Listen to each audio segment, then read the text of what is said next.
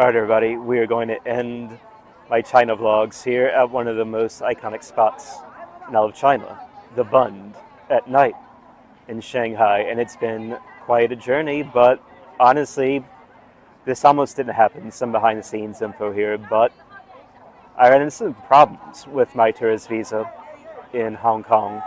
There was some missing paperwork, and for a little while it seemed I wouldn't get into mainland China. But we got it all settled, and they let me in the country, the rest of the country anyway. And also, I actually got banned for a split second on YouTube because of a misunderstanding, but it only lasted under an hour. And I'm very thankful for the YouTube team responding very quickly to my appeal. And we all got that settled too. And between those two big catastrophes, I refused to give up. And here we are at the Bund. And yes, we have indeed traveled to many places here throughout China. We have been to Shenzhen, for example. We saw the tech hub of Huaqiangbei there. We also went to Beijing, Xi'an, and also Guangzhou, where we saw a bit of the history and culture of China. And now we're going to wrap it up here at Shanghai, Wuxi as well, but here we're seeing the present day of China.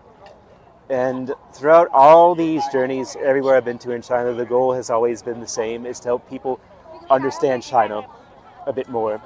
And I hope after this vlog series, you'll come away knowing a bit more about China, because as I said before, China is one of the most important countries in the world right now, along with the United States, of course, geopolitically speaking, but it's very important that we try to make an attempt to understand China beyond simple headlines here.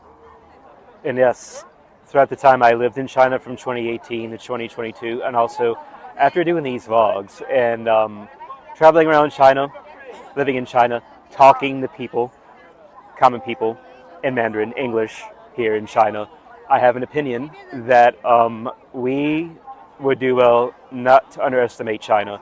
It would be safer not to underestimate China. This talk of China being brittle and weak and on the verge of collapse, I don't really see that.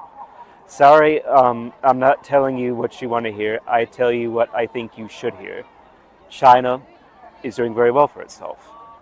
I'm basing this on first-hand observation here. They are doing very well, not just the Tier 1 cities, but also the Tier 2 cities here in China. And it's a system that works for them. It would not work for America. This socialism with Chinese characteristics, it works for China, but not America. And China is doing very well, and we as Americans have to accept this. And the sooner we do, the better off we'll be, as in regards to competing with China. But also, let's say I am overestimating China, and they do collapse tomorrow. But wouldn't it be better, though, to overestimate them? Because if we do think they're always weak and they end up being very strong, I mean, that could lead to very bad consequences for America, much more so than if we overestimate them. At least we'll be well prepared to compete with them either way here.